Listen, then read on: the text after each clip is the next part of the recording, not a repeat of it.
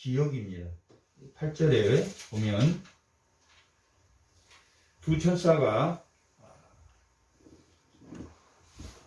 아침 안식 후 아침 일찍 찾아온 여인들에게 두 천사가 나타나서 왜 예수님을 죽은 자 가운데서 찾느냐 라고 말씀하시면서 하나님의 말씀을 기억하라 라고 알려준 말씀입니다. 그러자 그들이 8절 예수님의 말씀을 기억했다라고 기록되어 있습니다.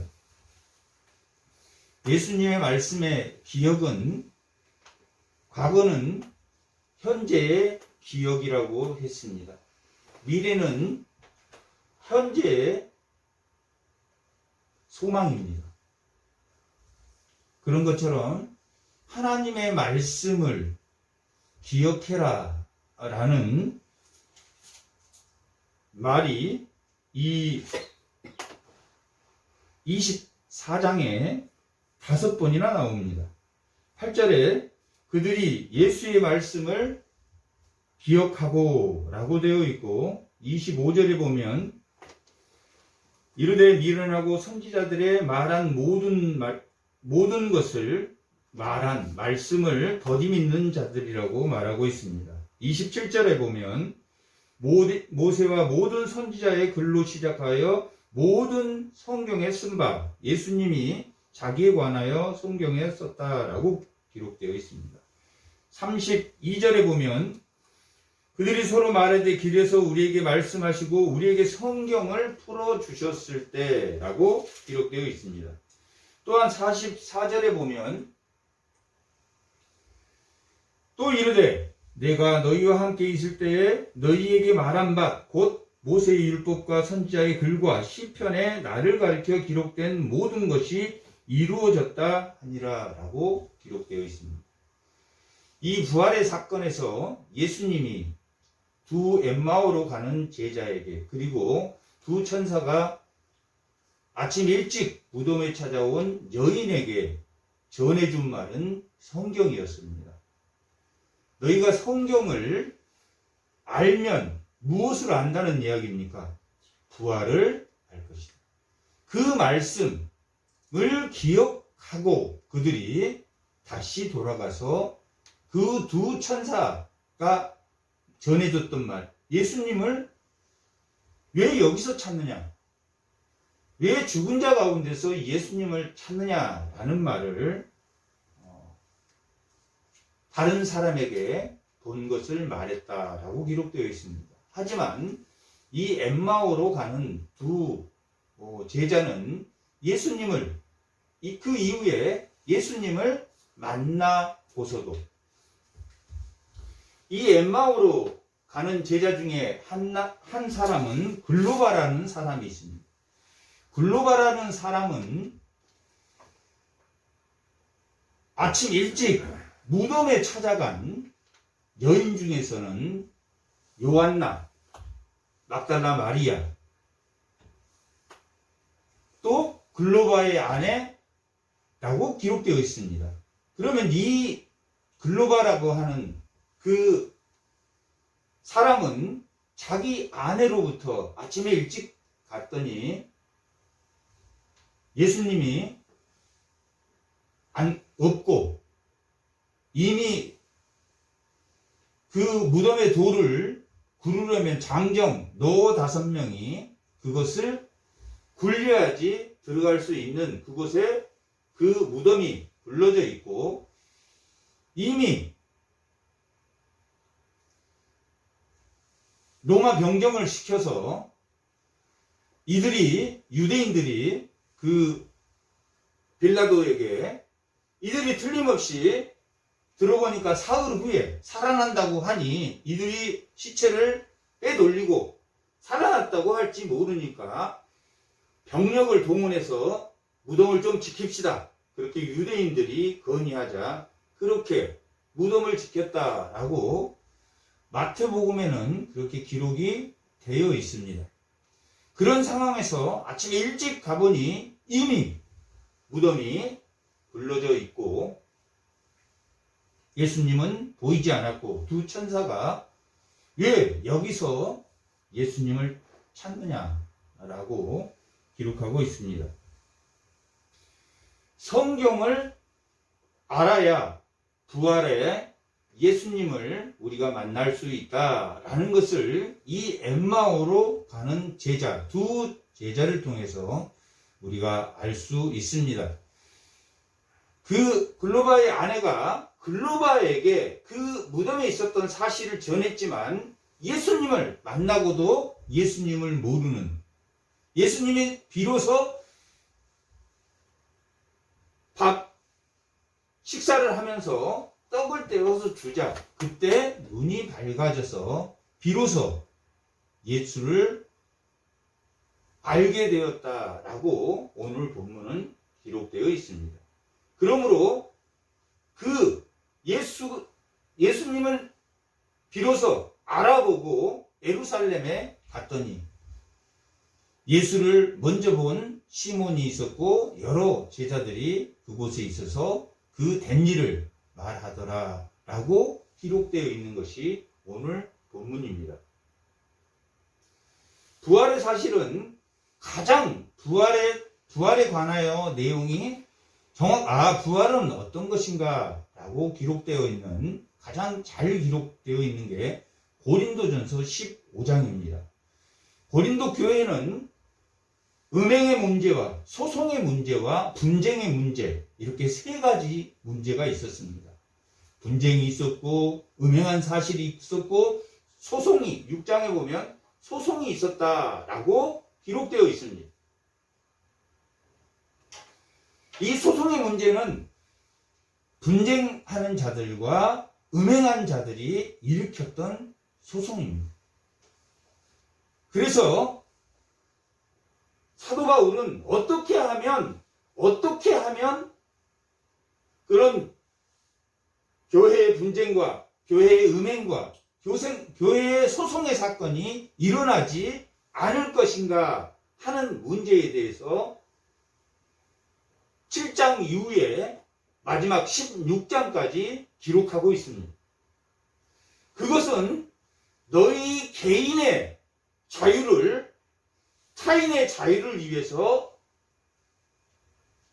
제한해라. 나는 타인의 자유가 조금이라도 구속될까 봐서 나는 고기를 먹지 않고 그냥 채식을 한다. 자기 개인의 자유를. 그 다음에 성도로서의 자유를 나는 제한한다.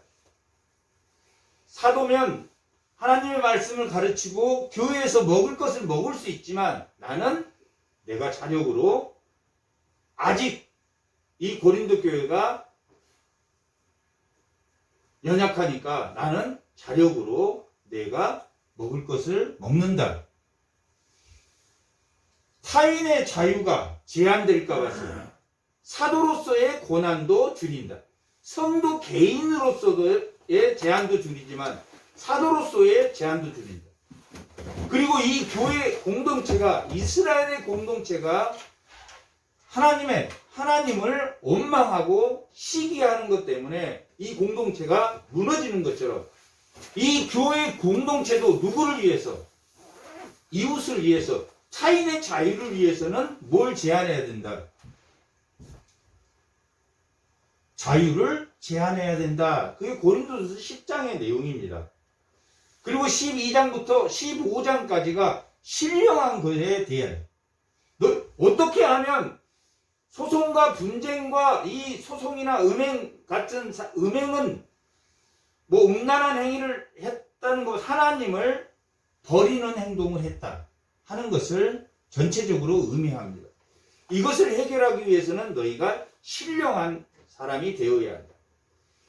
신령한 거에 대해서 고린도전서 12장이 기록하고 있습니다. 은사에 대해서 하나님이 각자 은사를 다 다뤄주었다. 다 다르게 주었다. 손의 역할, 발의 역할, 심장의 역할. 교회의 중심이 되는 사람은 간이나 심장의 역할을 하지만 그 중심이 되는 사람들은 간과 심장이 하는 일이 우리가 눈에 보입니까? 손에 하는 일이 눈에 보입니까? 간과 심장처럼 이 신령한 것은 보이게 하는 것이 아니다. 중추적인 역할을 하는 사람은 보이지 않은 심장처럼 뛰고 있는 거죠. 예수 그리스도의 심장이 뛰는 것처럼. 그리고 집사님이라든지 일반 성도가 하는 일은 뭐하게 하셨다고 했습니까? 보이게 하셨다. 그들은 아직 신앙이 낮기 때문에 뭘 해줘야 되니까? 칭찬을 해줘야 됩니다. 하지만 점점 집사 위로 올라갈수록 보이지 않게 이 교회가 심장이 뛰시 한 것이 뭐다? 신령한 것이다. 그게 12장의 내용입니다. 그 12장의 신령한 그게 중심이 되려면 뭐가 돼야 되느냐? 사랑을 잃으면 더 큰 은사를 사모하라 라고 하는 것은 모든 심장의 역할도 이 손의 역할도 눈의 역할 모든 역할을 하려면 사랑을 잃어버리면 안 된다. 그리고 14장은 예언의 말씀. 너희가 그것을 하나님은 질서의 하나님이니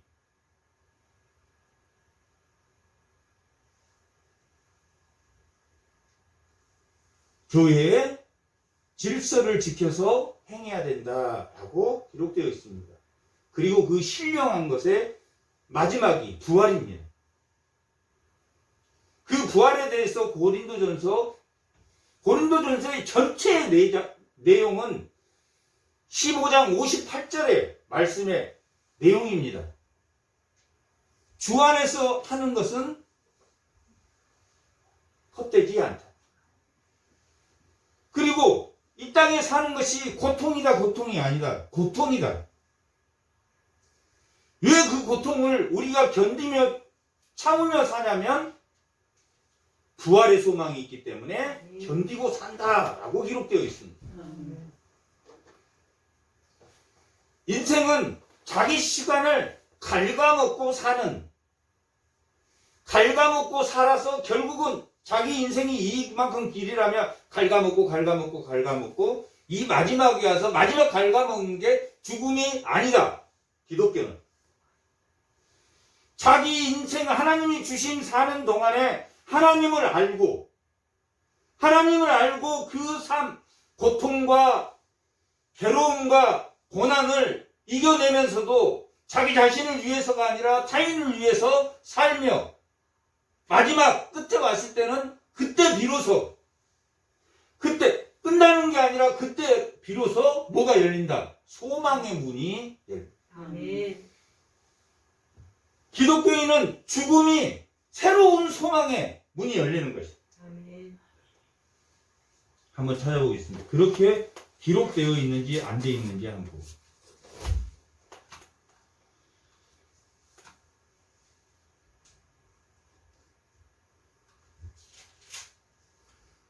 고린도전서 15장 한번 다 15장 한번 펴보세요.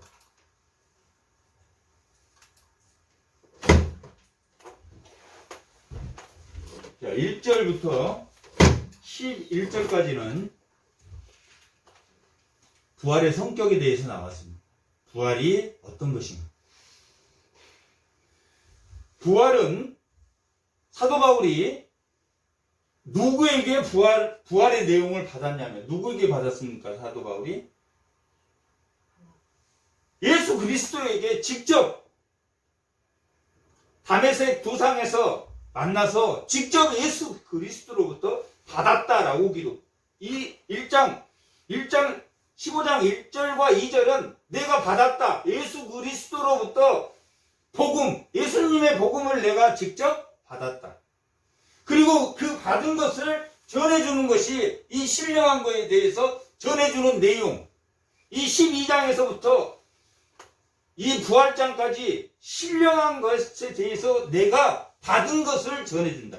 내가 뭐 이렇게 머리를 써서 내가 머리가 좋아서가 아니라 누구에게 받은 것을 예수 그리스도에게 받은 것을 전한 복음이다 라고 1절은 기록되어 있고 2절은 전한 그 말을 굳게 지키고 헛되이 믿지 아니하면 그로 말미암아 뭘 받는다는 이야기입니까? 내 인생을 다 산 후에 소망이 열린다. 내 인생에 다 산 끝에 소망이 열린다. 내 인생을 다 갉아먹고 여기서 끝나는 게 아니라 비로소 내 여기까지 오면 무슨 줄이 이 썩은 동아줄을 잡고 이렇게 가다가 그래도 고난 중에 참고 가다가 그 다 썩어서 놔인 줄 알았더니 그 속에 빛의 소망에 천국으로 가는 길이 거기에 있더라 라고 사도 바울이 전하는 거예요. 그런데 3절에 보면은 내가 받은 것 누구에게 받았습니까? 그리스도로에게 받은 것을 먼저 너희에게 전하는 자, 받는 자, 예수께서 받는, 우리가 이 성경은 누구에게 받았습니까? 예수님께 받아서 우리가 전하는 자, 복음이 소망의 문을 열고 나가는 것이다 라고 전하노니 이는 무엇대로? 성경대로 됐다. 성경대로 되고 그리스도께서 우리 죄를 위하여 죽으시고 우리가 이 죄를 위하여 죽으셨다라는 말을 어떻겠습니까? 정말 사람이 죽을 때 죽었다라고. 그러니까 예수님은 어디 속에 있었다? 역사 속의 인물이다. 예수님이 사라지셨다, 없어졌다 이렇게 기록되어 있잖아요. 더 확실히 하기 위해서 그 다음에는 장사했다. 죽은 사람을 관에다 여서 무덤에 여는 것을 장사했다. 이건 무엇을 나타내는? 사실성을 나타낸다. 실제 일어났다. 실제 일어난 부활은 실제 일어난 사건이다 라고. 예수님과 사도 바울은 나이가 몇 살 정도 차이 납니다. 한 10살 차이 납니다. 10살에서 15살 정도 차이 납니다. 계산해 보면 예수님이 십자가에 죽을 때 공생애를 바치고 33살이었으니까 사도 바울이 사도행전에서 박해하고 예수 믿는 자를 잡으러 다닐 때가 청년이었어요. 청년. 20대 초반. 예수님이 33살 때 죽으셨고 사도 바울이 한 23살 때 박해하러 다녔다면 한 10살 차이 정도 납니다. 사도 바울이 한 66년경, AD 66년경에 죽었으니까 예수님보다 10살 작으면 몇 세에 죽었겠습니까? 54세, 56세에 죽었다. 지금 장사하고 죽었다, 이게 뭐 오래된 사람이 한 게 아니라 예수님이 죽고 장사한 거 한 지가 생생하게 자기가 죽고 장사하고 다메섹에서 만났다. 그 역사적인 사실을 기록하고 있다. 부활은 구약, 이때 당시는 구약만 나왔으니까 구약에 있던 말씀을 이루는 것이고 또한 현실에서 사실대로 일어난 것이다. 그것을 누가 보았다? 그 밑에가 이제 5절에 보면 게바가 보았고 500의 형제가 보았고 그 다음에 성경대로 며칠 만에 살아나셨다고 기록되어 있으니까 4절에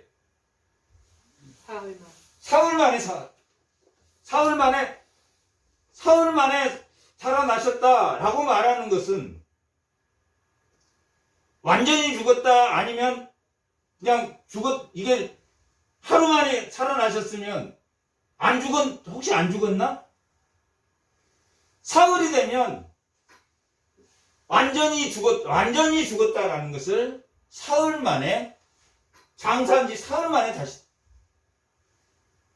사흘 만에 완전히 예수님이 다시 살아날 수가 없었다. 예수님이 금요일날 새벽에 가룟 유다가 유대인들을 데려와서 새벽에 끌려가서 신문받고 십자가로 한 9시경에 오전 9시경에 끌려가면서 갔고 십자가에서 12시에 매달려서 오후 3시에 죽었다라고 기록되어 있습니다.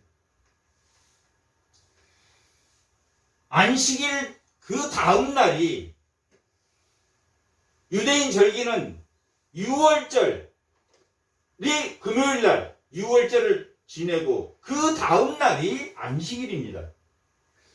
안식일을 지난 그 다음 날이 초실절이라고 합니다.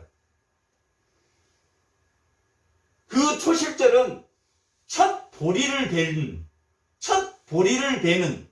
시기가 그 사람들이 안식일을 지나고 그 다음날 첫 보리를 베기 위해서 들판으로 나가는데 그걸 오메르 원, 그래서 첫 보리를 어디서부터 하냐면 저 단 쪽에서 이스라엘 위쪽 북쪽 단 라이스 지방에서부터 보리를 베기 시작해서 오메르 원, 오메르 투, 오메르 그래갖고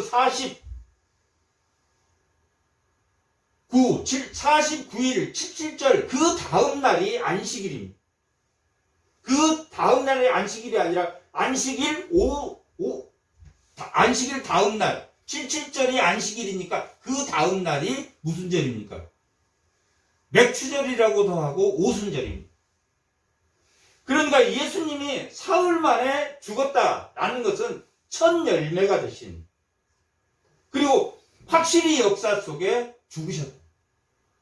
예수님이 그냥 금방 누웠다가 일어난 게 아니라 3일 만에 초실절에 예수님이 살아나셨다라고 기록되어 있습니다. 그리고 그렇게 모든 제자에게 보이시고 8절 맨 나중에 만삭된, 이게 사도 바울이 만삭된 자기에게도 뭐였다? 내게도 보이셨다. 은혜예요? 은혜가 아닙니까? 자기 같은 자에게 보이셨다. 예수. 나는 사도 중에서 가장 작은 자라. 나는 하나님 교회를 박해하였으므로 사도라고 칭함받기 감당하지 못할 자다. 박해해서 사도라고 칭함을 받기도 못한 자, 만삭되지 못한 자, 사도 중에 지극히 작은 자인 자기에게 뭘 보이셨습니까? 복음을, 예수님의 복음을 전수받아. 그게 10절에 그러나 내가 나된 것은 하나님의 이렇게 부족한 자기를 이 부활의 현장에 이 신령한 것에 부활을 전달받은 것이 은혜다. 아멘. 결국 부활의 은혜를 깨닫는 것은 누가 주시는 것이다? 하나님이 주신. 아멘.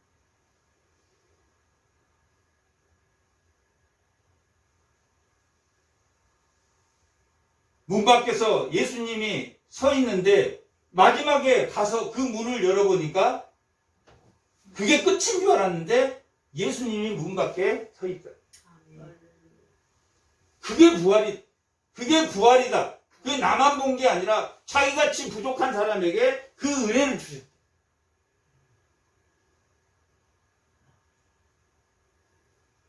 부활이 만약에 없다면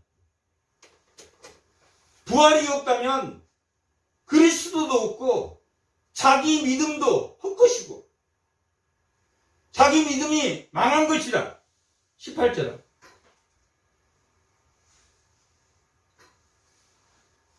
또한 그리스도 안에서 잠자는 자도 뭐한 것이다. 부활이 없으면 망한 것이다.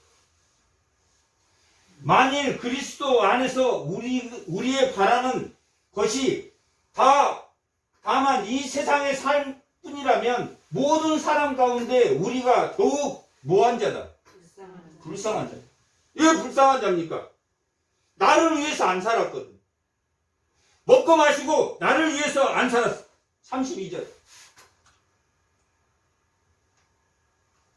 내가 사람의 방법으로 에베소에서 맹수로 더불어 싸웠다면 내가 무슨 유익이 있으리요. 죽은 자가 다시 살아나지 못한다면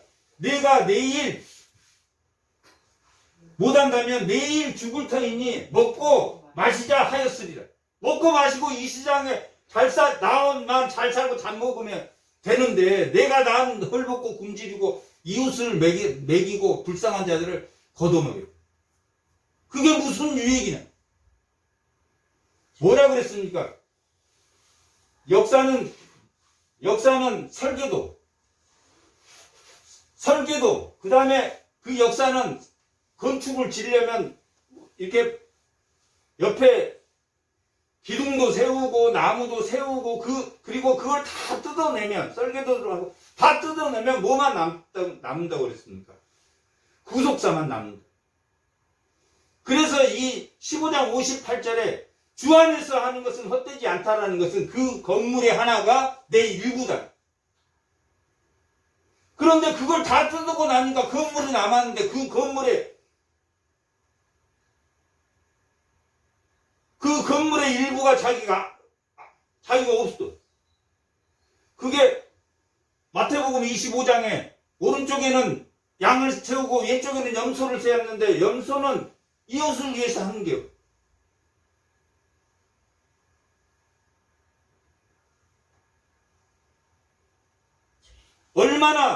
얼마나 억울하겠습니까? 이 세상에 고난받고 맹수하고 에베소 맹수하고도 싸워도 자기는 하나님을 믿겠다고 하고 데살로니가 교회 교인들이 에베소 교인들이 그렇게 했던 것이 뭐가 없으면 부활이 없으면 헛것이다 라고 기록하고 있습니다. 20절에 보면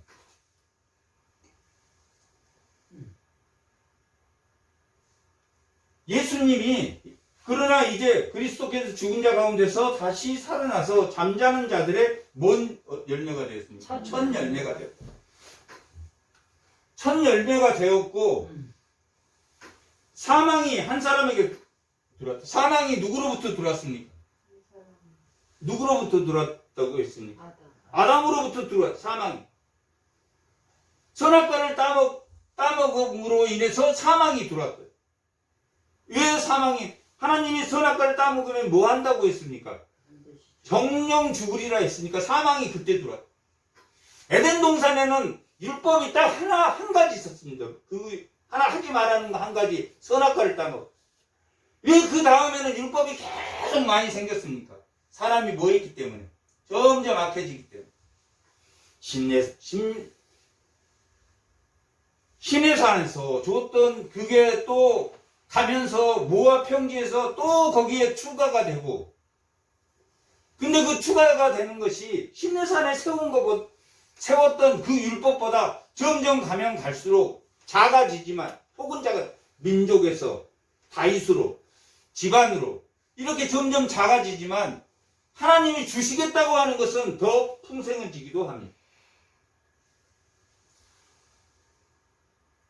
그렇게 아담에게서 사망이 들어온 것처럼 우리 부활도 한 사람으로 말미암아 죽은 자 가운데 부활도 한 사람으로 말미암아 이 부활도 한 사람 누구로? 예수님. 얼마나 우리 죄가 지독했으면 여기 15장 4절에 나와 있는 예수님이 죄로 인해서 너희를 죽었다라고 말하고 있는 것은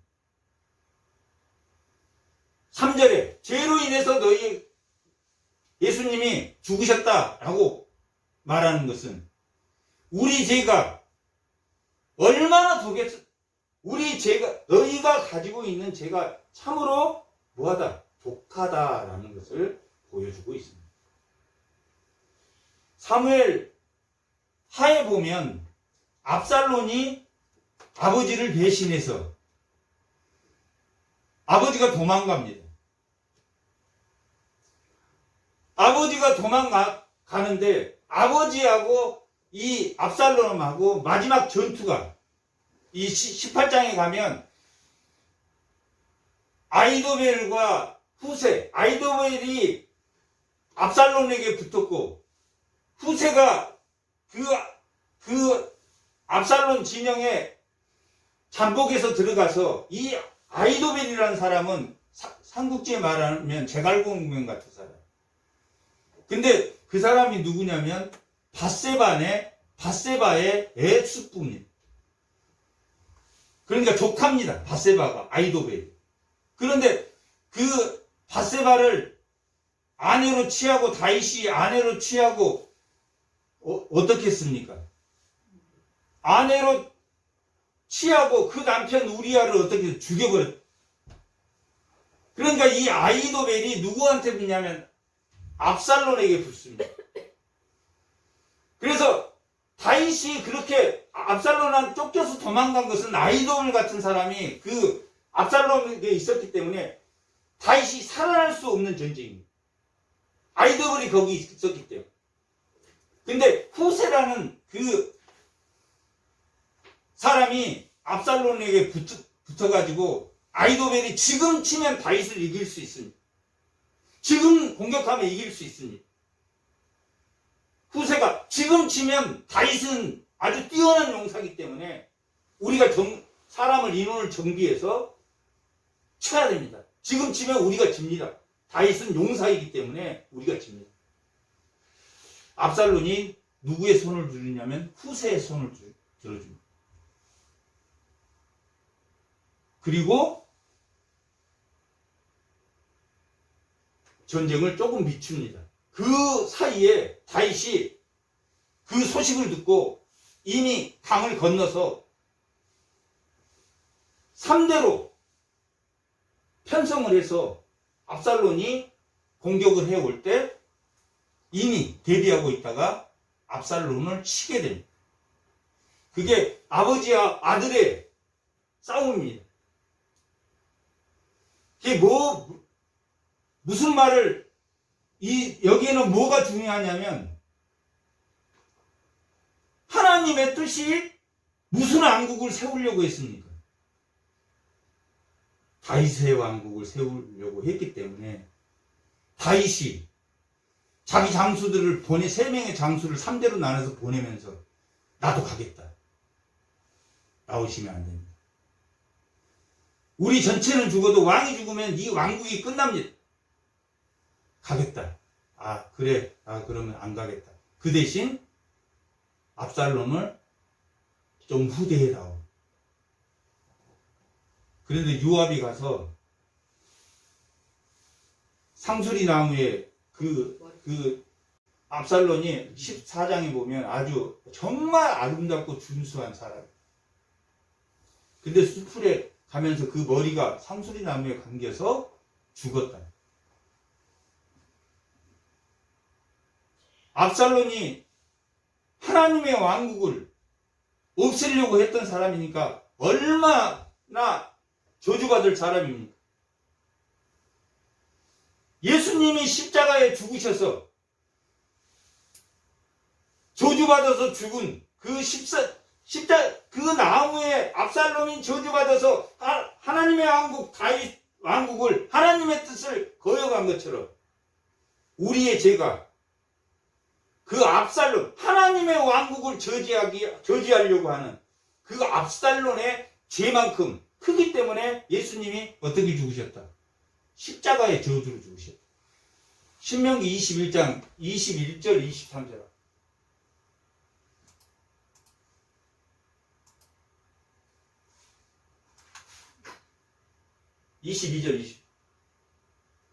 잠깐 다 같이 한번 읽어봅시다.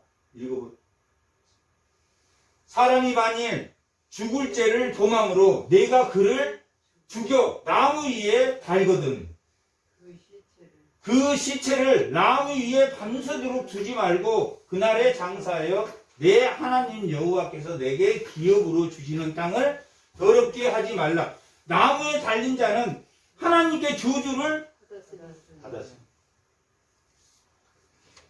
압살롬이 상술이 나무에 걸려서 죽은 것은 인간적으로 보면 아버지와 자식이잖아. 그런데 그 아버지와 자식인 그 다윗이 실수가 뭐냐면 하나님의 뜻이 다윗의 왕국을 세웠음에도 불구하고 압살롬이 아버지한테 돌아와가지고 성전 앞에서 많은 사람들을 재판을 할 때 다 봐줬어. 그래갖고 자기 사람을 다 봤어. 그래갖고 아버지를 쫓아내고, 아버지를 쫓아내는 게 아니라 하나님의 왕국을 밀어내. 이 압살롬은 그렇게 나무의 저주를 받고 죽었다. 그 죄가 우리의 죄다.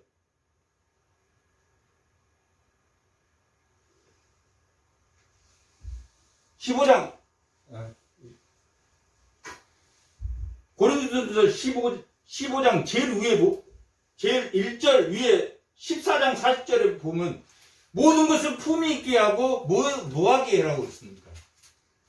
질서 있게 하라고. 압살롬은 그렇게 질서를 무너뜨렸대. 하나님의 왕국의 질서, 하나님의 일과 개인의 일을 구별하지 못했기 때문에. 얼마나 비극적입니까? 아버지가 자식을 죽이고 자식이 아버지 죽이려고 하는 것만큼 큰일이 어디 있습니까? 그러나 하나님의 나라는 이 신령한 것은, 그래서 압살롬이 우리가 그런 죄를 우리가 짓고 있기 때문에 예수님이 십자가에 죽을 수밖에 없었다.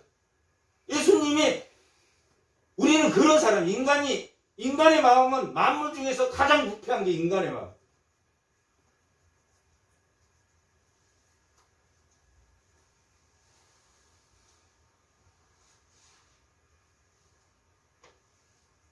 예수님이 첫 번째, 부활의 첫 번째,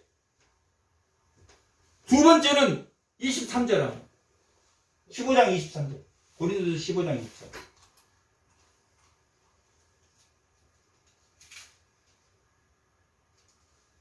15장 23절. 그러나 각 자기 차례가 되리니 먼저는 첫 열매인 그리스도가 첫 번째, 부활의 순서의 첫 번째 그리스도요. 다음에는 그가 강림하실 때 그리스도에게 속한 자.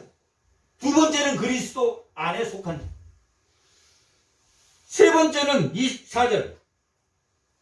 그 후에는 마지막이니 그가 모든 통치와 모든 권세와 능력을 멸하시고 나라를 하나님 아버지께 바치는 때다. 하나님 나라, 그러니까 그리스도가 첫 열매가 되고, 두 번째는 그리스도 안에 속한 자고, 세 번째는 하나님 나라를 누구에게 바칩니까? 하나님에게 바칩니다. 순서가 그렇게, 부활의 순서가 그렇게 돼. 그러면 굴복의 순서는 어떻게 굴복되는가? 이게 어떻게 사탄이 굴복되는가? 24절, 25절. 부활의 순서, 그리스도, 성도, 하나님 나라를 하나님께 바치는 것.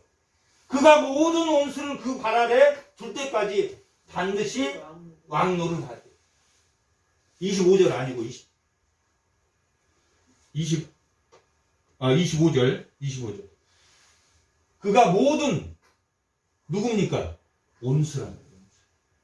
하나님의 대적하는 자들을 전부 다 발 아래. 굴복의 순서, 하나님을 대적하는 자들. 그 다음에 26절. 그 중에 왕이 누구냐면, 대적자 중에 왕이 뭐냐면, 맨 나중에 멸망의 원수는 뭡니까? 사망. 하나님의 대적자 굴복시킨 다음에 마지막, 그 다음에 뭘 굴복시킵니까? 사망을 굴복시킨다. 그 다음에 27절. 만물을 그 발 아래에 두셨다.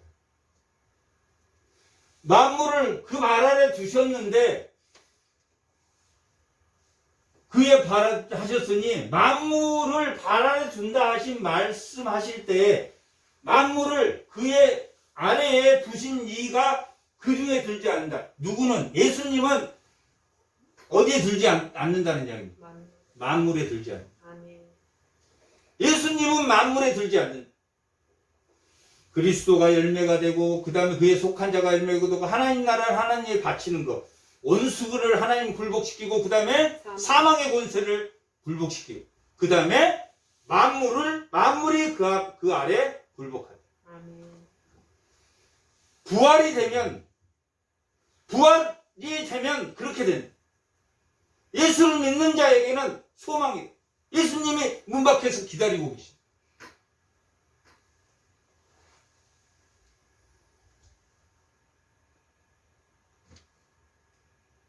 35절. 35절. 누가 묻기를 죽는 자들이 어떻게 다시 살아나며 어떠한 몸으로 오느냐. 부활이 어떻게 일어나냐. 어떤 식으로 하나님이 만물의 이치를 통해서 하나님이 부활이 어떻게 일어나는 것을 부활이 가능합니까? 부활이 어떤 것입니까? 지금 그렇게 물어보고 있습니다. 36절. 어리석은 자여 내가 뿌리는 씨가 죽지 아니하면 살아나지 못하다. 죽어야 씨가 그 형체를 잃어야지. 그 형체를 우리 몸은 첫 번째 몸은 누가 준 몸입니까? 아담이 준 몸이다. 아담이 준 몸이야. 아담은 하나님이 뭘로 만들었습니까? 육체를 흙으로 만들었어요. 하나님이 흙으로 만들었기 때문에, 그리고 하나님이 호흡을 그에게 이어서서 뭐가 돼? 생명이 돼. 사는 생명이 돼요. 사는 생명이 되어서 에덴 동산에서 선악과를 따먹지 않으면 사는 생명으로 평생 살았을 것입니다. 사는 생명으로 죽지 않고. 그러니까 이 부활체하고는 이 아담의 생명은 다릅니다. 우리와 같은 생명으로 평생 살았을 거예요.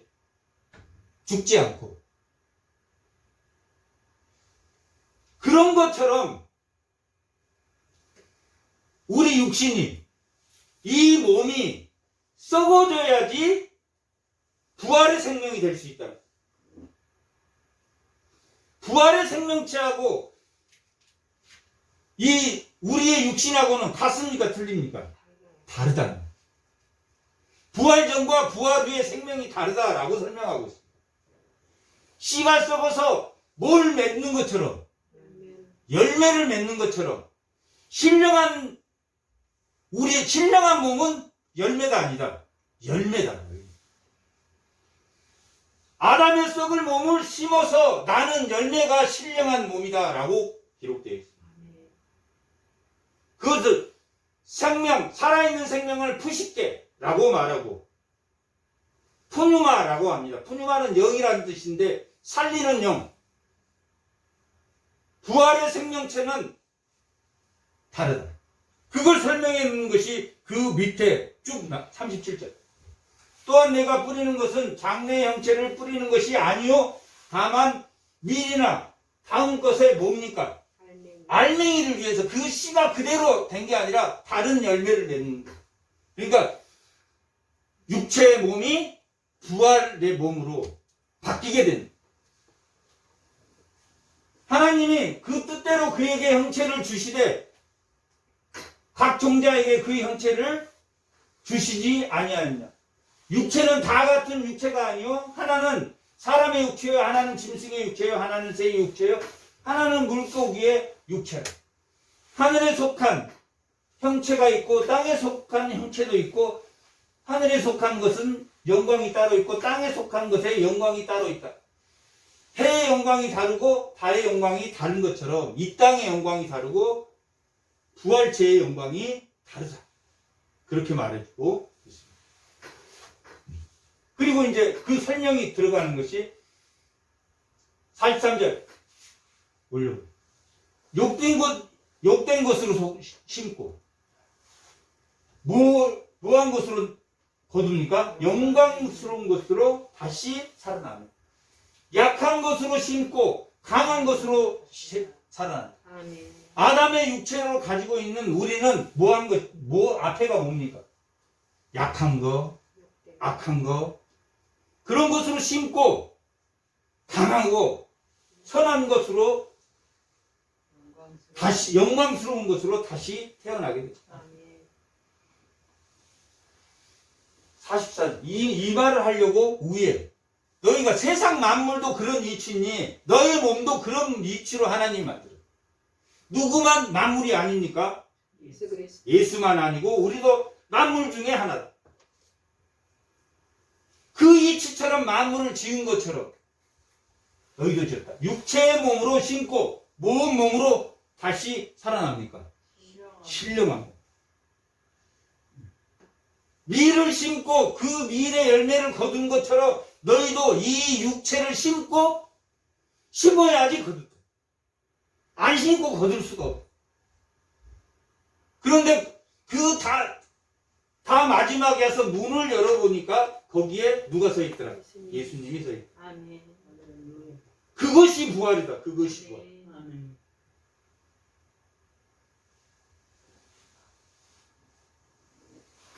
육체의 몸이 있는지 또 영의 몸도 있느니라. 기록된 바 첫사람 아담은 생명이 되었고 다음과 같이 마지막 아담은 누굽니까? 예수님이라. 한 가지. 마지막 아담은 살려주는 영이에요. 같아요, 틀려요. 생명하고 살려주는. 여긴 살아있는 생명. 여기는 뭡니까? 살리는 영이다. 이 부활체는 신령한 살리는 영.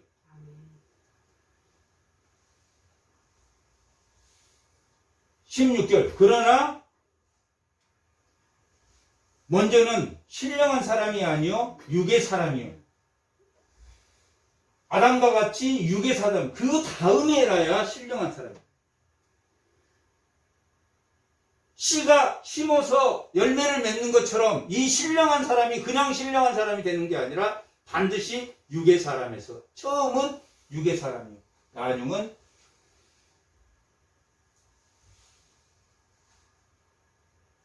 맨. 근데도 신령한 사람이 아니고 육의 사람이 그 다음은 신령한 사람이다. 첫 사람은 땅에서 났으니 땅에 속한 자. 첫 사람은 아담. 아담이 우리에게 주는 생명. 그 생명은 흙에서 났으니 흙에 속한 사람이려니와 둘째 사람은 부활한 부활체. 둘째 사람은 하늘에서 났다. 땅에서 난 것이 아니라 하늘에서 났다. 그래서 예수님을 요한복음 14장 2절에 뭐라고? 예수님이 십자가에 죽으셔서 뭐 하러 하늘에 갔다고 그래요? 하늘에 예비된 처소를 만들기 위해서 가셨다. 무릇 흙에 속한 자들은 흙에 속한 자들 올리고 저 흙에 속한 자들과 같이 무릇 하늘에 속한 자들은 다 하늘에 속한 이와 같으니 우리가 흙에 속한 자의 형상을 입은 것 같이 또한 하늘에 속한 이의 형상을 입으리. 아담의 형상을 입고 이 땅에 온 것처럼 우리는 예수의 형상, 예수가 첫 열매고 그 신령한 몸으로 바뀌는 것이 부활이다. 그렇게 말하고 있습니다.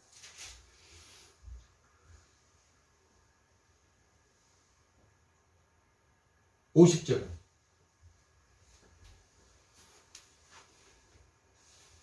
형제들아, 내가 이것을 말하노니 혈과 육은 아담의 육체로는 하나님 나라를 이어받을 수가 없다. 아담의 육체로는 하나님 나라를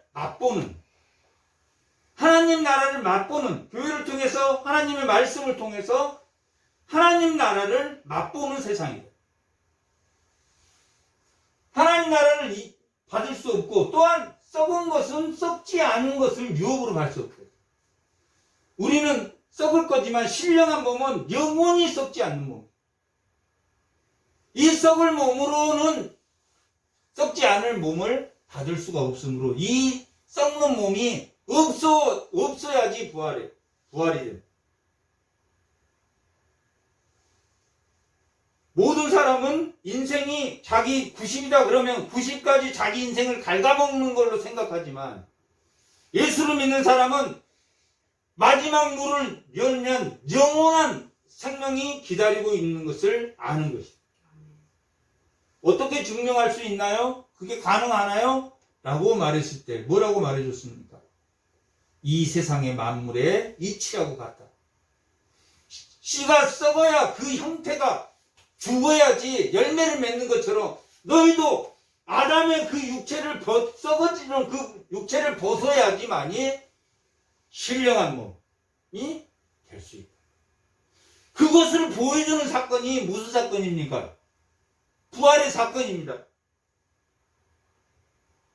예수님은 신령한 몸으로 여기서 말한 첫 열매의 신령한 몸으로 제자들에게 나타났습니다. 신령한 몸으로 여기서 말하면 신령한 몸으로 예수님은 이 땅에 나타났어요. 썩지 않는 그 모습으로. 그래서 제자가 알아보았습니까? 못 알아보았습니까? 못 알아봤대요.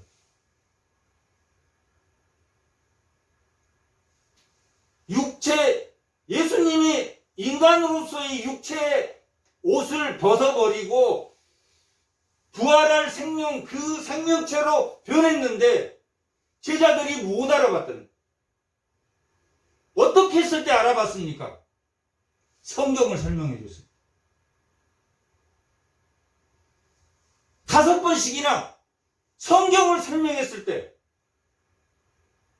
부활은 내가 부활의 신앙이 안 느껴지면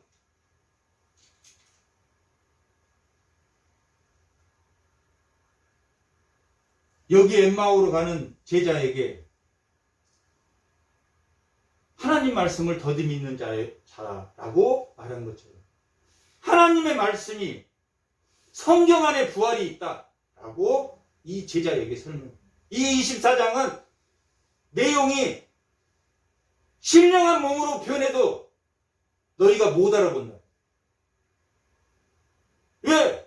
그 썩어질 아담이 준 육체가 썩어진 그 썩어질 몸이 썩어져야지 신령한 몸이 된다는 것을 수없이 앞에서 말해줬는데 구약에서도 유월절과 초실절과 맥추절과 다 그런 것들이 예수를 설명하고 있는데 그런 게 있구나.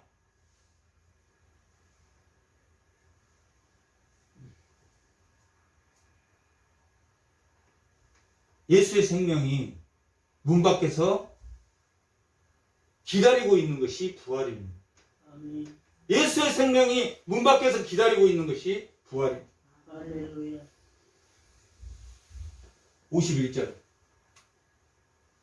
보라 내가 너희에게 비밀을 말하노니. 이 사도 바울이 서신서에 자기 서신서에 비밀을 말한다라는 건데 에베소도 그렇고 거기 비밀을 말 구원의 비밀을 주로 말해요. 부활의 비밀을 말. 부활의 비밀을 말하느니 우리가 잠잘 것이 아니요 마지막에 나팔 소리 때문에 호련히 다 뭐합니까? 변화되는 것입니다. 예수를 믿으면 변화되는 것입니다. 변화되지 않으면 문 앞에 예수님이 서 있는 것이 어떻게 보이겠습니까?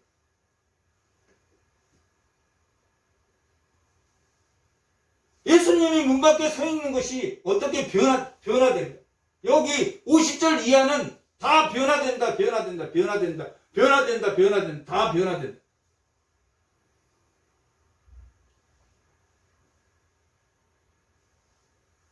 이 현실의 삶에서 변화되면 성경으로 변화되면 예수님이 문 밖에 서 있는 것을 확실히 알게 돼. 그것을 말하고 있는 게 24장의 말씀, 누가복음 24장의 말씀이 그 말입니다. 예수님을 보고도 떡을 떼어주고 눈이 밝아졌을 때 예수님을 안 것처럼 변화됩니다. 이 썩을 것이 반드시 썩지 아니할 것을 입게 하고 이 죽을 것이 썩지 아니할 것을 입으리라. 이 썩을 것이 썩지 아니함을 입고 이 죽을 것이 죽지 아니함을 입을 때 사망을 삼키고 이기리라. 꼭 기록된 말씀이 응하리라. 아멘.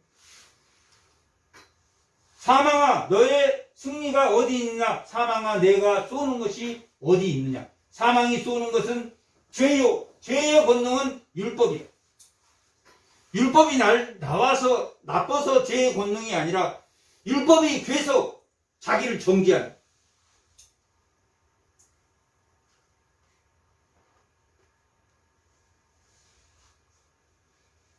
우리가 주 예수 그리스도로 말미암아 우리에게 승리를 주는 하나님께 감사하노니. 아멘. 그러므로 내가 내 사랑하는 형제들아, 그러므로 사랑하는 형제들아, 뭐 하라고 말하냐면 건실하고 흔들리지 말라고 첫 번째로. 두 번째는 주의 일에 항상 힘쓰는 자가. 그러면 뭐 한다? 수고가 헛되지 않는다. 뭐만 다 이 세상의 건두더기를 다 걷어버리면 자문에 타인을 위해서 내가 한 수고가 하나님에게 꽂은 것이라고 말하는 거죠. 타인에게 한 수고가 나는 내 자식한테도 못했는데요. 그렇게 말할 것이 아니라 그게 로마서 9장에서 11장까지의 내용입니다. 사도 바울이 왜 그렇게 해야 되냐? 하나님이 예수를 사랑하지 않고 야곱을 사랑하는 것 하나님의 뜻이기 때문에 우리는 모른다. 인간적인 생각을 하면 내 자식부터 챙기는 게 맞지 않습니까? 아니.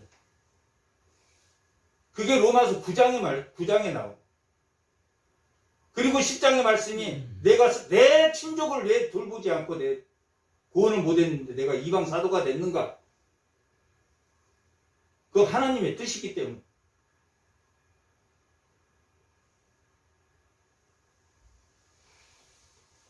건실하고 항상 주의 힘쓴다고. 그 수고가 헛되지 않는다. 주 안에서 하는 수고는 헛되지 않는다. 그게 부활의 신앙입니다. 부활의 신앙은 결론적으로 뭡니까? 성경 안에 있다. 성경 안에 있다. 예수님이 문 밖에 서 있는 그 소망이 미래의 소망이 현재입니다. 미래는 현재의 소망이 미래고 기억은 기억은 과거의 현재가 기억이고 미래의 소망이 현재가 소망이 현재다. 미래의 현재.